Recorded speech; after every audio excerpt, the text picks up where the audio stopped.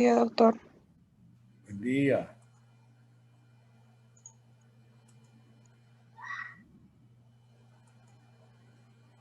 Y como siempre vamos a tener un caso clínico resumido. Se trata de un paciente joven, 27 años, que les cuenta que desde hace un año está con episodios frecuentes de descarga nasal, rinorrea, tiene también estornudos más de lo habitual y obstrucción nasal. ¿Cómo avanzamos? ¿Cómo seguimos?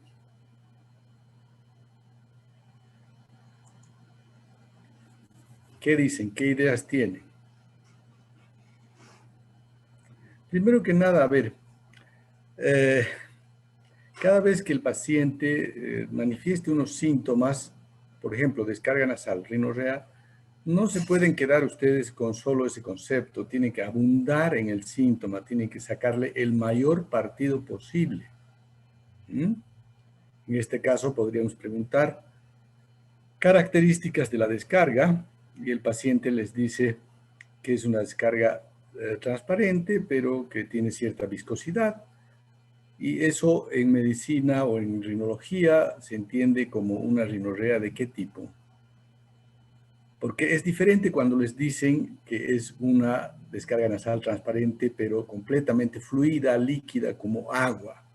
Inclusive uno puede comparar con ciertos elementos que son conocidos para el paciente. En la rinitis alérgica, nosotros dijimos que habitualmente es una descarga nasal serosa, muy fluida. Si uno le pregunta y le dice, ¿es como el agua del grifo? Sí, así es, doctor. Y por eso también se llama hidrorrea. Pero en este caso no. Es transparente, pero un poco espesa. Entonces, ¿cómo se llama ese tipo de descarga?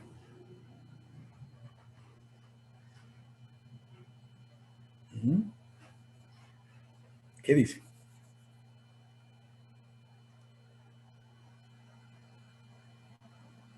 Pueden opinar directamente. Simplemente abren su micrófono. Mucosa.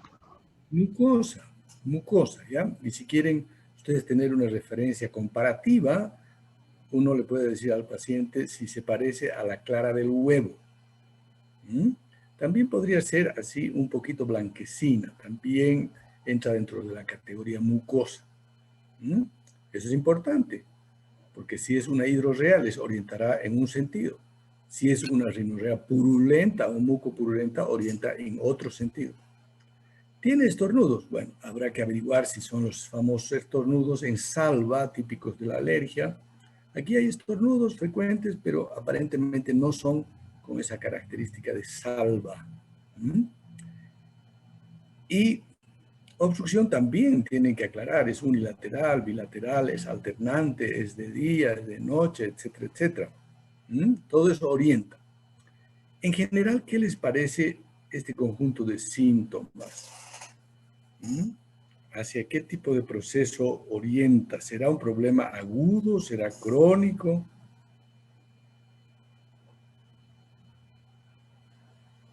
Crónico. Crónico. Un año de evolución, seguro que es crónico. ¿Podría ser alguna forma de rinitis? Podría ser. ¿Podría ser alergia? Podría ser. Ya les hemos dicho que a veces la alergia es oligosintomática, a veces monosintomática. Entonces, ¿podría ser una alergia? Podría. Podría ser una sinusitis, más raro, ¿no? Porque la descarga no es compatible con un proceso infeccioso. Entonces, estaríamos hablando de una rinitis crónica alérgica, sería la pregunta, porque eso es lo más frecuente. Entonces, en ese sentido, ¿qué preguntarían ustedes?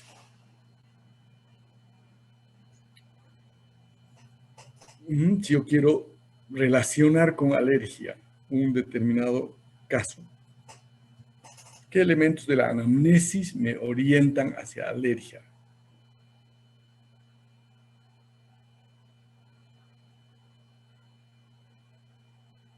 ¿Qué dice?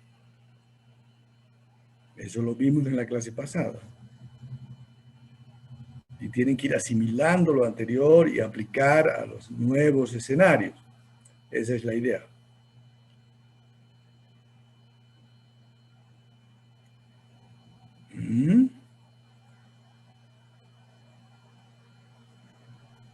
Te podría preguntar tal vez si tenía alergia a algo, tal vez se puede relacionar igual a la época. Claro, claro, es muy importante preguntar todos esos factores que tú estás mencionando, relación con algún alergeno conocido. ¿Ah? Estos episodios se relacionan con algún factor, con algún hecho, con algún elemento, eso hay que averiguar. Y también hay que averiguar en la anamnesis si hay antecedentes familiares, no solamente individuales. Acuérdense que la alergia es un trastorno hereditario, genético.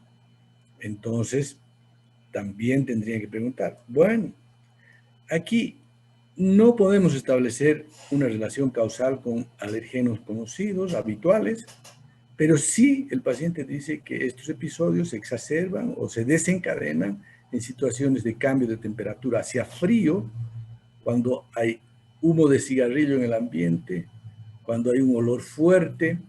¿Mm? Todos estos elementos difieren de los alergenos habituales. ¿Mm? Son factores físicos, ambientales, pero aparentemente están influyendo en este caso. Fíjense que no se mencionó el síntoma prurito, que es muy típico de la alergia. ¿Mm? Y como decíamos, antecedentes alérgicos ni personales ni familiares no tiene este caso. ¿Puede ser alergia? Todavía puede ser alergia. ¿Mm? Puede ser. Bueno, examinamos al paciente y aquí aparece una diferencia, pero que eso es difícil establecer para un médico general. Se necesita tener experiencia en rinoscopía, ver muchas narices por dentro para poder diferenciar. Nosotros como especialistas ya nos orientamos con diferencias tenues. Por ejemplo, aquí tenemos el aspecto típico de una mucosa que llamamos pálida. ¿Ya? Hay cierta tumefacción, pero pálida. Eso es el típico edema de la rinitis alérgica.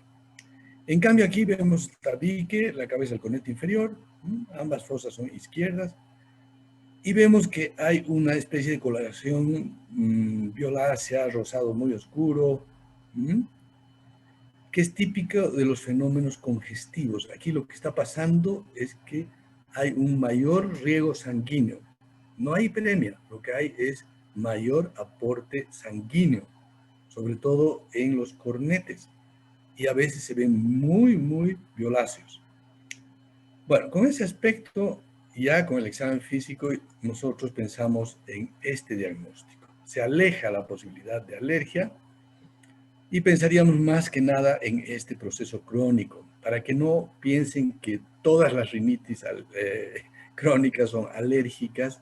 Bueno, hay también otras formas de rinitis crónica, menos frecuentes. De lo que se trata en este caso, en este paciente en especial, es de este diagnóstico, rinitis vasomotora. Es una rinitis crónica, pero el mecanismo de producción es completamente diferente a la alergia.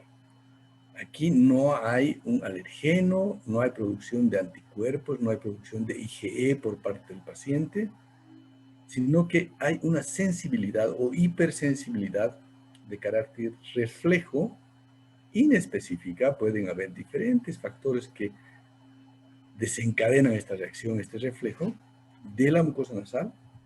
¿Y qué es lo que ocurre? Hay un aumento del tono parasimpático. ¿Qué quiere decir esto? Las funciones de la nariz, que son varias, ¿no es cierto? Por una parte, regula la cantidad de aire inspirado. No siempre es el mismo. La nariz se adapta a las condiciones ambientales y decide automáticamente dejar pasar más o menos aire, de acuerdo a la calidad del aire. Paralelamente puede haber más o menos secreción, depende de la humedad, de la humidificación que necesitemos darle a ese aire inspirado. ¿Ya? Estas funciones son reguladas automáticamente. Uno no decide, no es una función voluntaria. Y eso lo hace el sistema nervioso autónomo en base a un juego de tonos parasimpático y simpático. Y lo que ocurre en estos pacientes es que hay un desequilibrio, con un predominio del tono parasimpático. ¿Qué es lo que hace el parasimpático en la fosa nasal? Produce vasodilatación. Entonces tenemos la mucosa con mayor irrigación. Y esto se manifiesta sobre todo a nivel de los cornetes inferiores.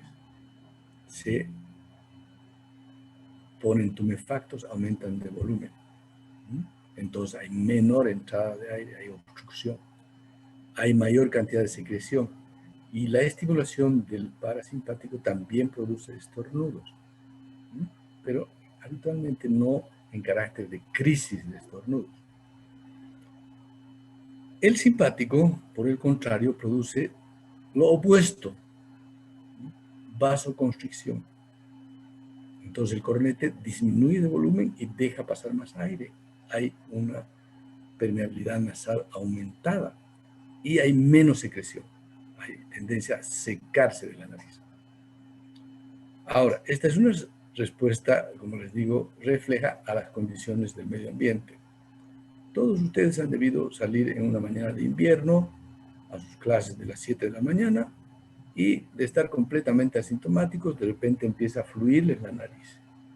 Sienten un poco de nariz tapada, uno que otro estornudo y dicen, ay, me he resfriado. Resulta que 2 o 3 horas después o en la tarde ya no hay absolutamente ningún síntoma. ¿Qué pasó ahí? Es una respuesta vasomotora de la nariz, adecuada a las condiciones ambientales. ¿Qué es lo que pasa en estos pacientes? Que esta respuesta es exagerada por una parte y persistente en el tiempo. En vez de reaccionar por unos minutos a unas determinadas condiciones ambientales, esta reacción se queda por horas, días, semanas o meses. Bueno, ¿por qué ocurre esto? Hay diferentes factores asociados a esta condición, desde los factores psicológicos. Entonces hay una cantidad de formas de rinitis que ustedes van a ver en los textos como rinitis de tal condición, que de la luna de miel, que de este otro o de aquello. Son situaciones estresantes para algunas personas y que derivan en esta condición. O sea que cuando les toque el segundo parcial de otorrino y empiecen a sentirse acatarrados, lo más probable es que no sea resfrío. Hay factores endocrinos lógicos. De hecho, hay una rinitis muy frecuente que se produce en la mujer embarazada de tipo vasomotor por esta etiopatogenia que estamos viendo. Terapias anticonceptivas orales, lo mismo. Y otras condiciones más. Medicamentos. Hay una cantidad de medicamentos que tienen efectos vasomotores muy importantes en la fosa nasal y que pueden llegar a dar cuadros sintomáticos patológicos. Y también hay una cantidad de factores físicos, como mencionábamos en el caso, diferencias de temperatura, cambios de temperatura, enfriamientos, polucionantes del medio ambiente, humos, olores, etcétera, etcétera. Bueno, ya saben cuál es el origen, cuál es la etiopatogenia, cómo es el cuadro clínico. Fundamentalmente 2 síntomas, obstrucción y descarga nasal. Y de acuerdo al predominio de uno de estos síntomas, tenemos formas clínicas que pueden ser más obstructivas. Hay pacientes que prácticamente solo tienen obstrucción, rinitis vasomotora obstructiva. Y en el otro extremo hay pacientes que solo tienen catarro, una descarga nasal persistente. Entonces hablamos de rinitis vasomotora secretoria. Y otros que tienen una combinación de estos 2 síntomas. Bien, la rinoscopía ayuda, pero hay que tener experiencia. Y en la rinitis vasomotora obstructiva típicamente nos encontramos con esos cornetes tumefactos, violáceos, por vasodilatación. Y en la rinitis vasomotora secretoria lo mismo, pero con gran cantidad de secreción mucosa. Ahora, en muchos casos no es tan clara la diferencia, porque ya les digo que la alergia puede esconderse, puede disimularse, a veces no son alergenos conocidos. Entonces, generalmente hay que hacer un diagnóstico diferencial entre estas dos. Rinitis crónica alérgica, rinitis crónica vasomotora. Hay otras condiciones también que provocan rinitis crónica, pero menos frecuentemente. Un ejemplo, reflujo gástrico. Hay pacientes que por reflujo gástrico, desde estómago, pasando por esófago, a veces sin síntomas esofágicos, hacen síntomas de vía respiratoria alta. Algunos como una rinitis. Bueno, pero fundamentalmente hay que distinguir entre rinitis alérgica y rinitis vasomotora, y para ello generalmente vamos al laboratorio, exámenes complementarios, que en el caso de la rinitis vasomotora van a salir completamente negativos.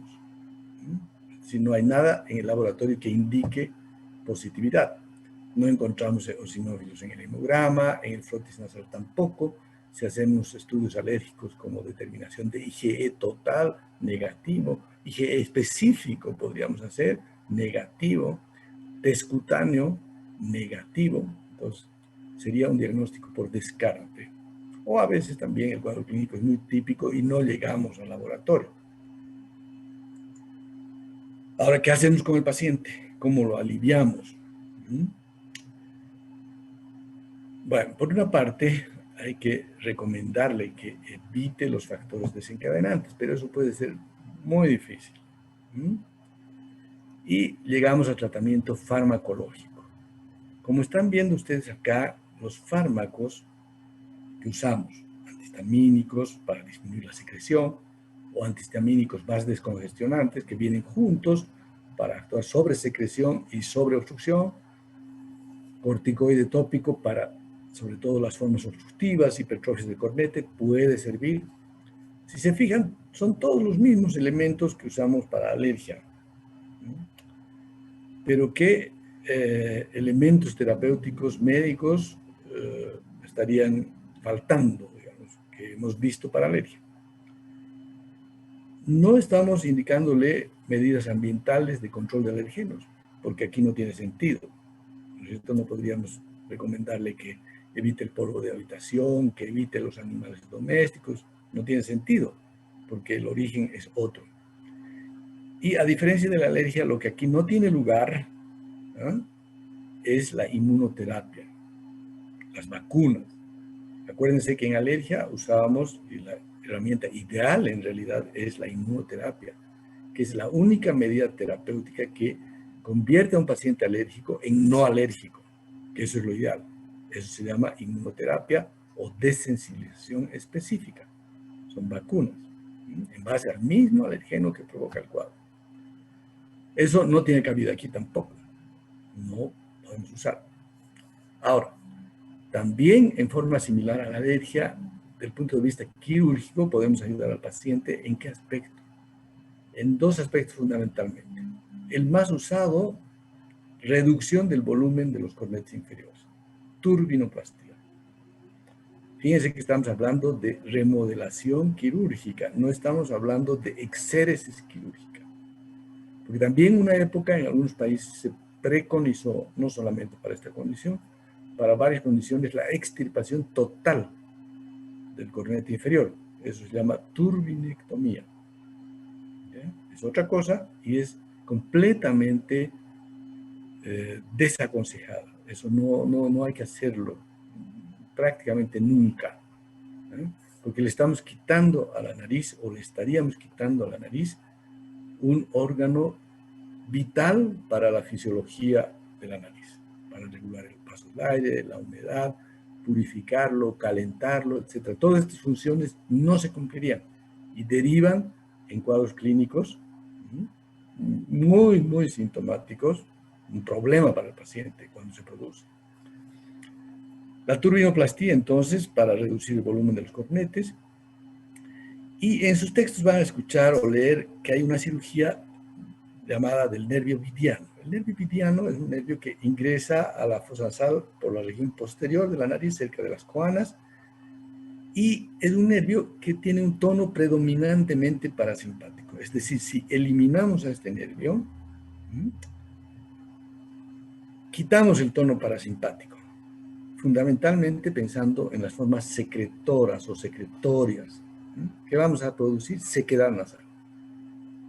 ¿Puede servirnos en casos seleccionados? Sí, pero también hay que tomar el caso o una decisión de este tipo muy, digamos, sopesando muy bien, porque también si dejamos una nariz seca de por vida, porque esta es una medida irreversible, puede constituir un problema.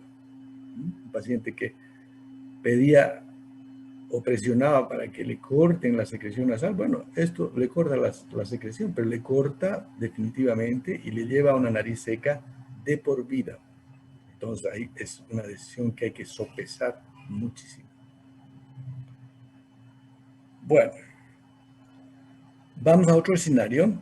Este es un paciente de 36 años que también tiene una descarga nasal crónica, un año también, pero esta tiene un carácter más bien mucopurulento, a veces con restos hemáticos, y lo que más le está preocupando al paciente es que tiene lesiones costrosas, un poco de mal olor, que le dificultan mucho la respiración. Aparentemente se producen en la parte anterior de la nariz. Y acuérdense que mientras uno está conversando con el paciente, también tiene que ir examinando al paciente. Y en este caso vemos que la punta nasal, la piel alrededor de la punta nasal, está de un aspecto como engrosado, irregular, ¿eh? Un poco enrojecido, como decíamos, y a ese aspecto le llamamos como infiltrado, como si hubiera algún tipo de infiltrado en medio de la piel. Y acuérdense también que en los casos así con síntomas atípicos, la sangre siempre hay que tomarla con mucho cuidado.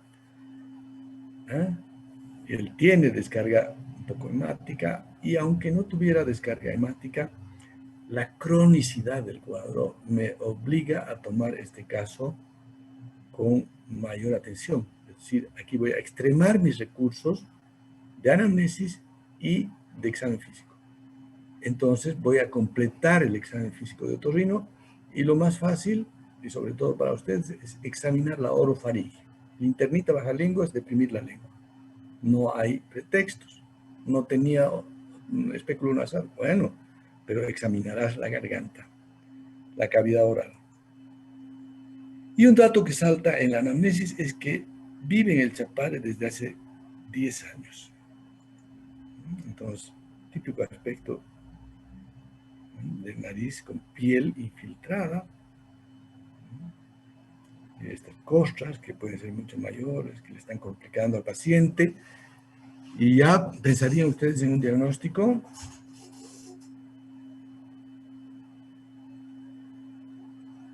Porque la gracia es que piensen en este diagnóstico cuando están iniciales, con pocos síntomas. Porque cuando el paciente viene ya con mutilaciones de la nariz que se producen en esta enfermedad, el diagnóstico ya está muy fácil.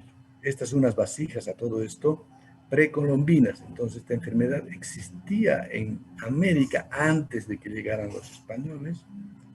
Y como les decía, cuando los casos son muy floridos, el diagnóstico es obvio, ¿no? En todo caso, estamos hablando de un granuloma de orofaringe, de la nariz. Y en nuestro medio, la principal causa, en lo primero que tienen que pensar ustedes es en... Aquí hay más síntomas, o mejor dicho, más signos en otro paciente con la manifestación cutánea de la enfermedad, en forma de estas placas grandes o levantadas, hiperqueratóxicas, el aspecto de la piel infiltrada, que les decía, irregular, y el colapso, en este caso, de la pirámide nasal en su mitad inferior por pérdida del tabique nasal. Dando lugar a este signo, esta nariz tiene un nombre, ¿cómo se llama?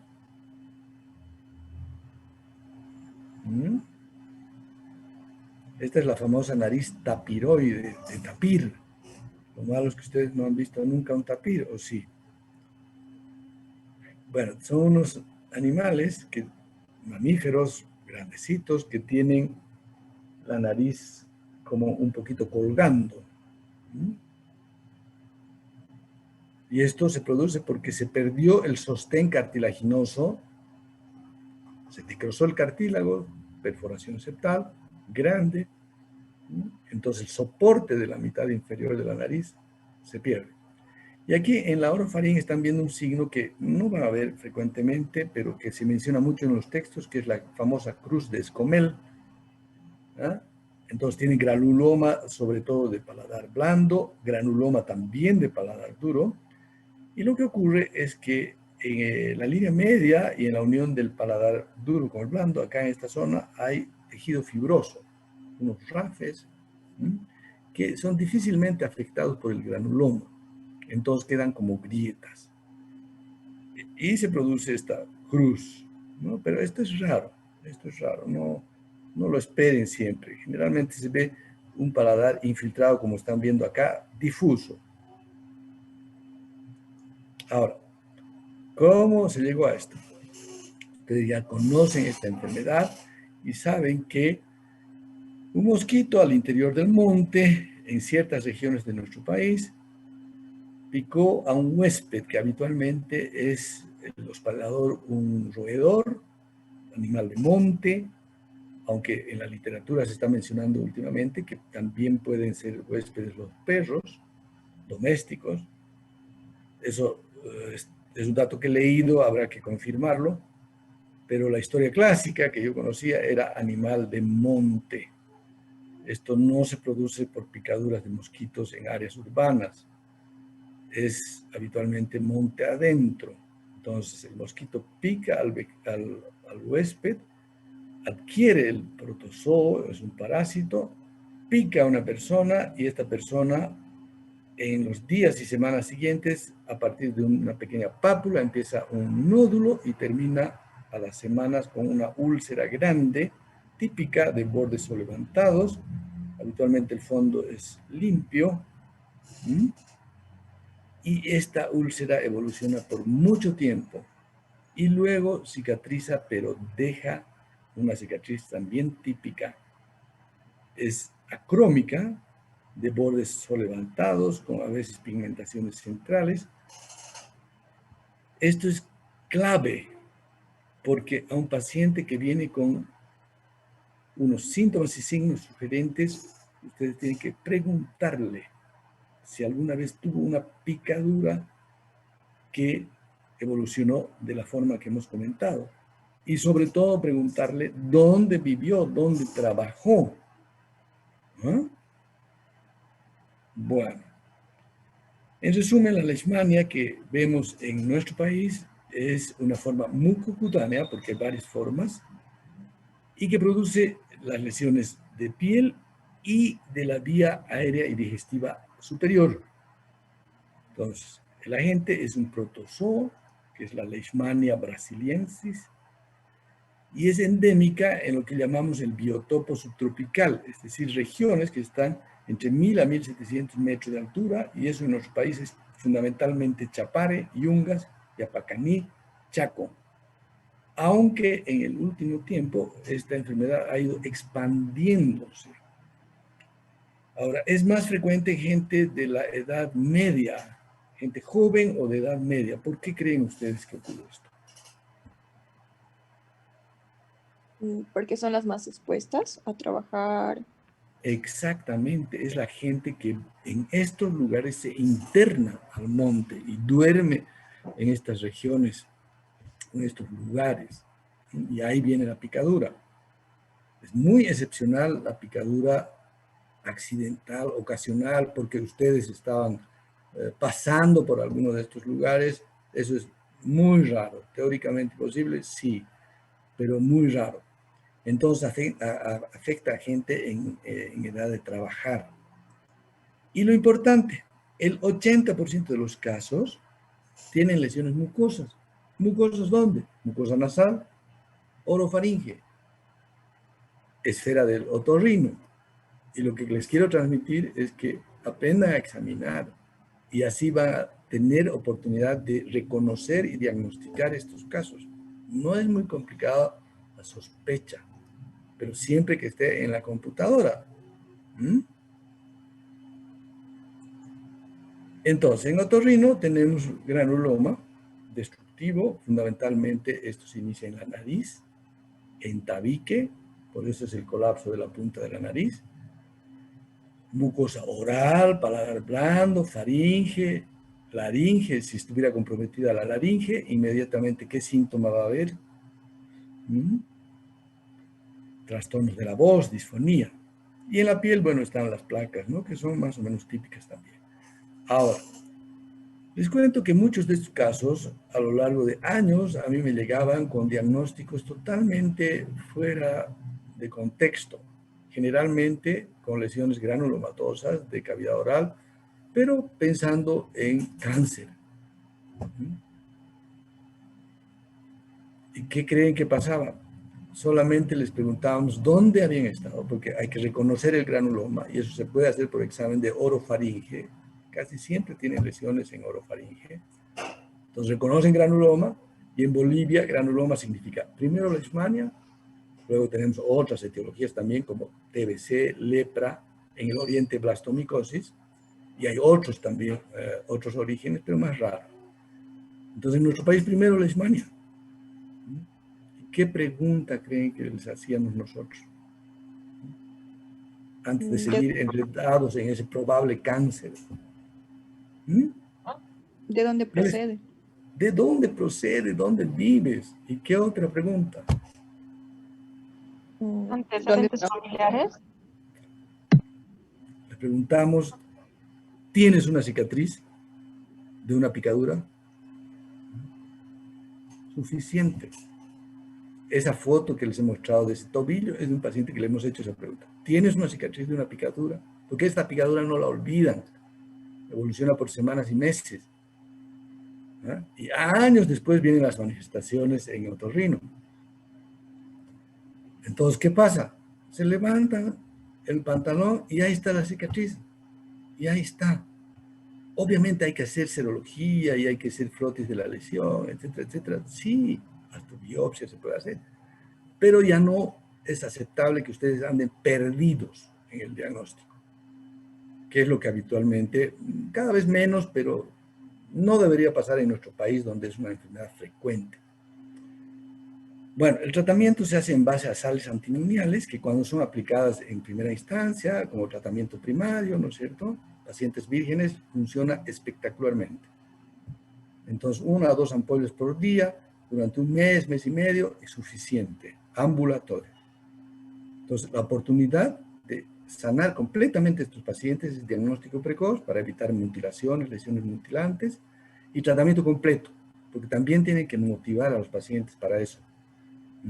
Puede ser que les toque tratar, pero si no, por lo menos reconocer.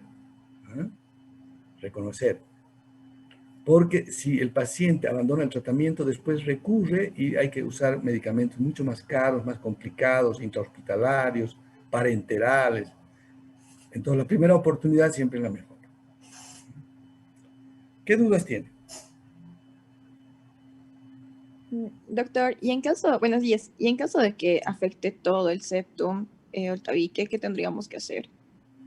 Hay que hacer tratamiento, eliminar ojalá al parásito, eliminar al agente, y en fase de inactividad, cuando uno ha comprobado que el paciente está inactivo y que sus lesiones ya no son activas, sino cicatrizales, se pueden hacer procedimientos reconstructivos.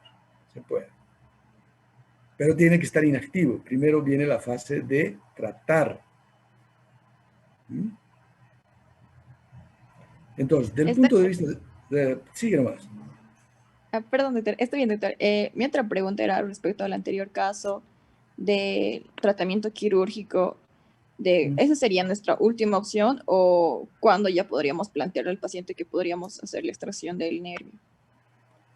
Depende del caso. Como les digo, la mayor parte de los casos son sintomáticos por obstrucción. Al paciente no le incomoda mucho el tener catarro, pero sí le incomoda tener obstrucción. Ahora, cirugía del nervio ovidiano, como les digo, es excepcional. No es muy recomendable porque lo llevas a un paciente de un extremo a otro. Primero tienes un paciente que viene y dice, doctor, haga lo que usted quiera, pero no quiero tener más esta descarga. Y cuando lo llevas a una nariz completamente seca, va a venir y te va a decir, doctor, esto está peor. Prefiero tener mi catarro a tener mi nariz completamente seca. Entonces, es una decisión que hay que tomar individualmente, caso por caso. Ahora, respecto de leishmania, les comento yo que les he contado también a los otros grupos que hace un par de años vi una serie de televisión de casos raros donde se presentó un paciente que tenía la famosa úlcera, que esto ocurrió en Estados Unidos, nadie la reconoció por semanas. Consultó en emergencia varias veces, nada, tratamientos antibióticos, nada. Derivado a medicina general, nada.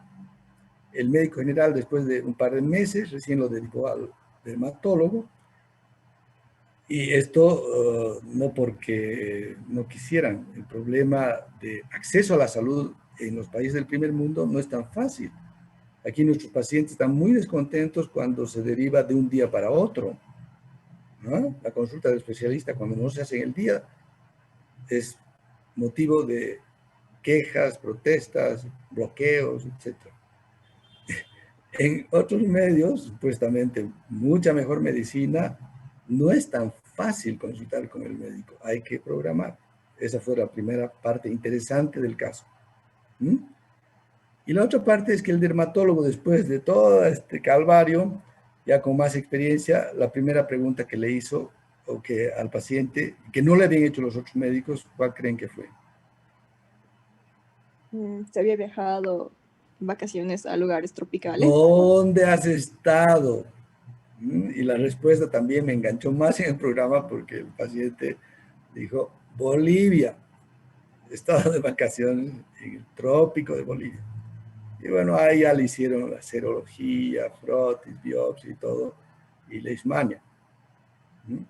Pero ese despiste, ese estar desorientado completamente, se justifica en médicos de Europa, Estados Unidos.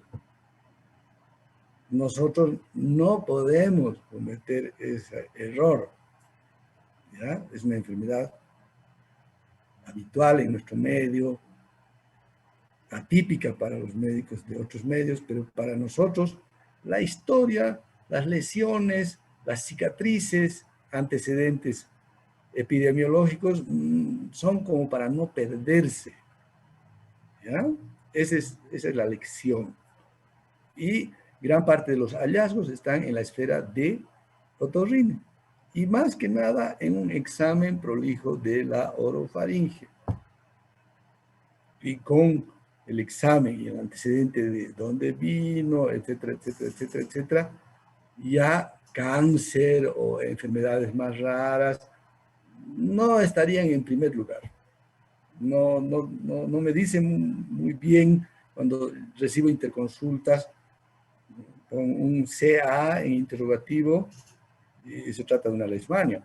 Ahora, hay casos más complicados de diagnosticar que otros, por supuesto.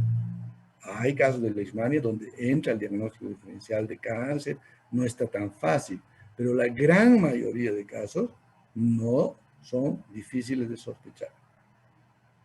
Entonces, estar completamente despistado no es perdonable en un médico de la región. Ese es el mensaje. Bueno, nos veríamos de aquí a una semana con lesiones obstructivas estructurales de la nariz, fundamentalmente desvío de tabique, desviación septal. Revisen el tema cuando yo lo ponga en eCampus y sería hasta entonces. Que les vaya muy bien. Hasta luego, doctor. Hasta Hasta luego, luego. doctor. Gracias.